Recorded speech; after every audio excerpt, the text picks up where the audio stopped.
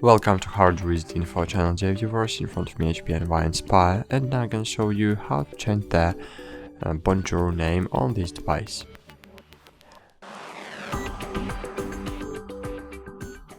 Bonjour name is the name how other devices detecting your printer in the network.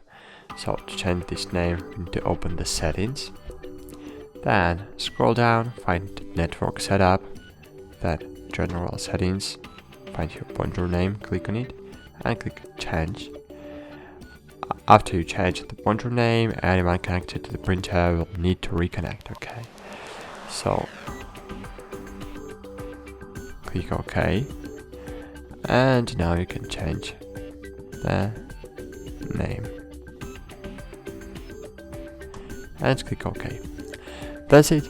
As you can see, now I have the name of my printer, HPNY Inspire 7900 series, and that's it. Thanks for watching, like this video, subscribe to our channel, and bye, see you!